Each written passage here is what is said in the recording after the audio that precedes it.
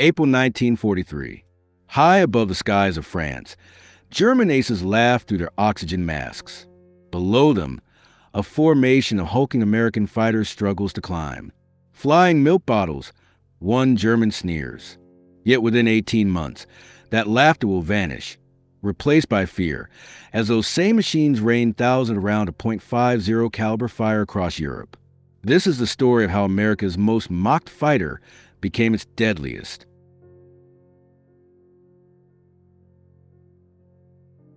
"27,000 feet above the French town of Conches, the morning sky is crystal clear. Sunlight glints off the silver wings of the Luftwaffe's Focke-Wulf 190s as they weave in tight formation. In one cockpit, Oberleutnant Ralph Hermican, a veteran with 26 victories to his name, spots unfamiliar shapes clawing slowly toward him. Through the curved glass canopy, he can't help but grin. "They've sent us flying milk bottles," he jokes over the radio. Below, 16 Republic P-47C Thunderbolts of the U.S. 4th Fighter Group labor upward, each aircraft heavy with fuel, ammunition, and the burden of first combat. To the seasoned German pilots used to sleek Spitfires and nimble Bf-109s, these Americans look absurd. Fat fuselages, tiny wings, propellers like dinner tables. What Hermican cannot yet know is that he's staring at the future, at the weapon that will, within 2 years, grind the Luftwaffe's fighter arm into dust.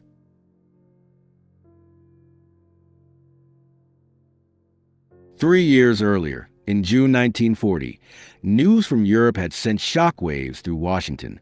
France had fallen. The Luftwaffe ruled the skies.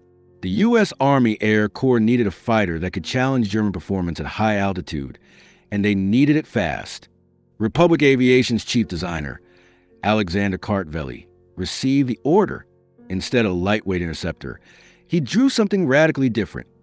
A massive airframe wrapped around the most powerful engine America could build, Pratt & Whitney's R-2800 Double Wasp. When the prototype XP-47B first flew in May 1941, test crews stood speechless. Nearly 10,000 pounds empty, 65% heavier than its predecessor. A complicated turbo supercharger ran the length of the fuselage, giving the plane a swollen, almost pregnant profile.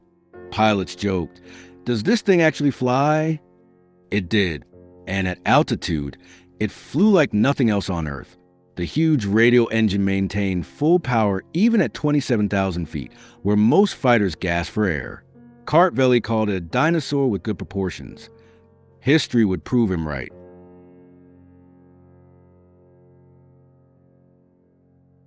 But in 1942, the men chosen to fly it didn't feel lucky. Major Hubert Zemke, commander of the 56th Fighter Group, despised the aircraft at first sight. During training in Connecticut, his unit lost 18 pilots and 41 aircraft in just 4 months. The Thunderbolt killed more Americans in training than Germans in combat that year. It ground looped on landing, torque rolled on takeoff, and dove so fast that pilots discovered a new and terrifying phenomenon, compressibility, when the controls froze as shockwaves formed on the wings. Yet for those who mastered it, the P-47 revealed a secret. Lieutenant Robert Johnson, an Oklahoma farm boy, remembered his first flight. It was like strapping yourself to a locomotive. You didn't fly it, you aimed it. The Thunderbolt was not elegant, but it was indestructible.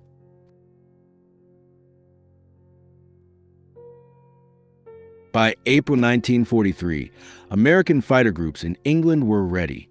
56 pilots climbed into their brand new Thunderbolts and crossed the Channel on their first mission over occupied Europe. The Germans were waiting. To them, the P-47 looked slow, overweight, and clumsy. In their first month, the Americans lost 14 Thunderbolts for only 3 confirmed kills. British observers watching from their Spitfires were unimpressed.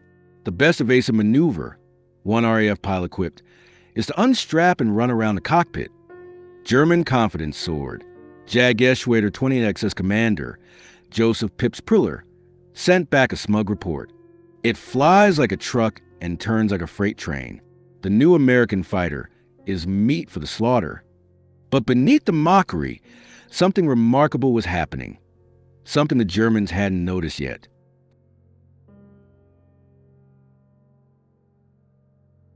The Thunderbolts that did come home were riddled with holes, yet still flying.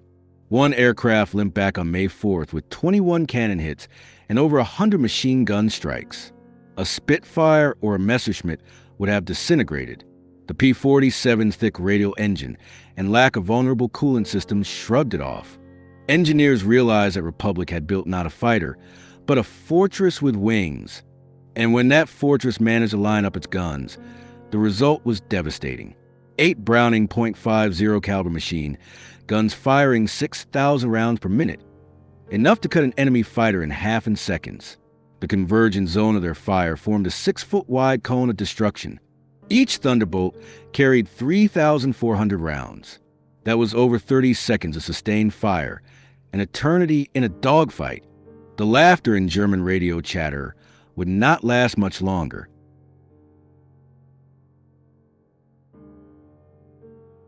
June 26, 1943. Second Lieutenant Robert S. Johnson of the 61st Fighter Squadron is returning from escort duty when 16 FW-190s pounce from above. In seconds, his Thunderbolt is ripped apart. Cannon shells tear through the fuselage. Hydraulic fluid sprays across the cockpit. The canopy shatters. Wounded and half-blinded by oil, Johnson tries to bail out, but the canopy track has been welded shut by shrapnel. He's trapped. At 27,000 feet, his engine sputters. The controls stiffen and flames lick through the panel. He pushes the stick forward, leveling out, desperate to limp home. The Thunderbolt, mortally wounded, refuses to die. Moments later, a lone German FW-190 slides in behind him. Its pilot opens fire, emptying his cannons, then his machine guns. Johnson braces as bullets hammer the fuselage. Hundreds of them. When the smoke clears, the German pulls alongside, staring in disbelief at the wreck still flying. The two men lock eyes through the canopies. The German shakes his head, salutes, and breaks away. Johnson's P-47 reaches England, barely holding together. Mechanics stop counting bullet holes at 200, yet the engine is still running. The Thunderbolt had endured the impossible. That day changed everything.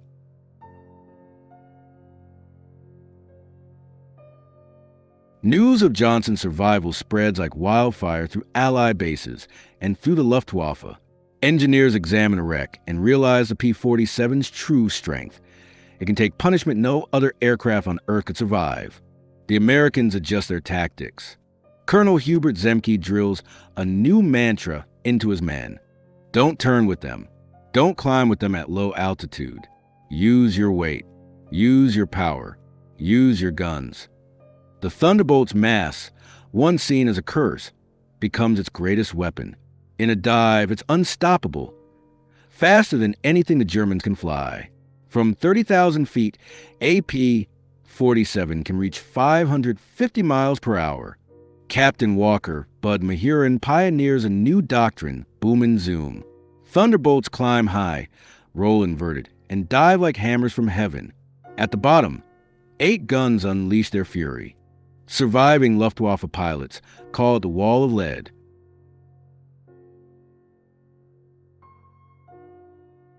August 17, 1943. During the twin raids on Schweinfurt and Regensburg, the deepest American bomber missions yet, the Thunderbolt shows its true potential. Major David Schilling's 62nd Fighter Squadron spots a formation of twin-engine Messerschmitt 110s preparing to strike at the B-17s. Schilling and 3 wingmen dive from 28,000 feet.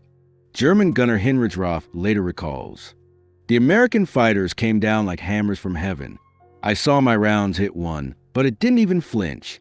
Then it fired. The aircraft ahead of us simply came apart. Wings gone, tail gone, nothing left. In less than a minute, the P-47s annihilate 8 Me-110s. The Germans have never witnessed such concentrated firepower. Each Thunderbolt pours out 100 projectiles every second. Armor-piercing, incendiary, tracer, a storm of metal that leaves nothing standing. The flying milk bottle has become the Thunder itself."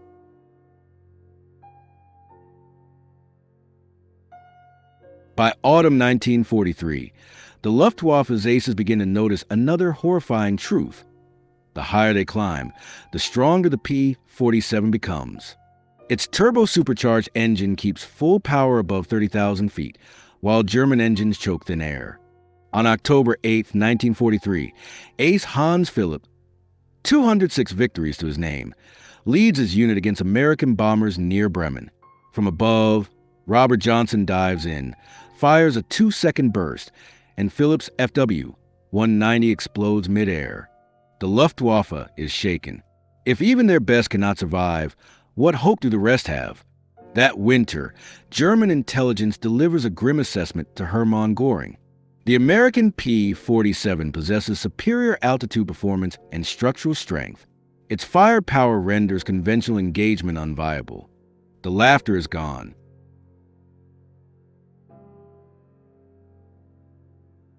In early 1944, the improved P-47D arrives in England with new Hamilton Standard paddle blade propeller, 13 feet of spinning steel that bites the air like a giant's oar. Suddenly, the Thunderbolt can climb with the best of them. German ace Heinz Nock writes in his diary after a February mission near Hanover, "We attacked expecting our usual advantage. They turned into us and climbed with us. One of ours was blown apart. These are not the same machines we laughed at last year." Even the sound changes, a deep, rolling thunder heard miles away. Ground troops name it Donnerschlag, thunderclap. The Jug is no longer a joke. It's a prophecy.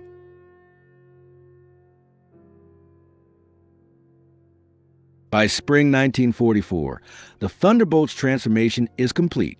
New external fuel tanks push its range past 1,000 miles. Bomber crews cheer when they see its unmistakable silhouette above them. But its most terrifying role, that of low-level ground attack destroyer, still lies ahead. For now, the Germans whisper about the heavy American fighter that dives faster than sound and survives the impossible. The sky that once belonged to them is slipping away. And soon, over Normandy, the roar of the Thunderbolt will become the soundtrack of doom. The Jug comes down to earth.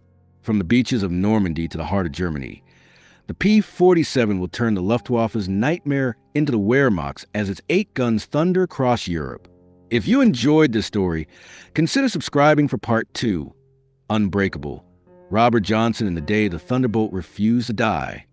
Your support keeps these true stories of courage and engineering alive.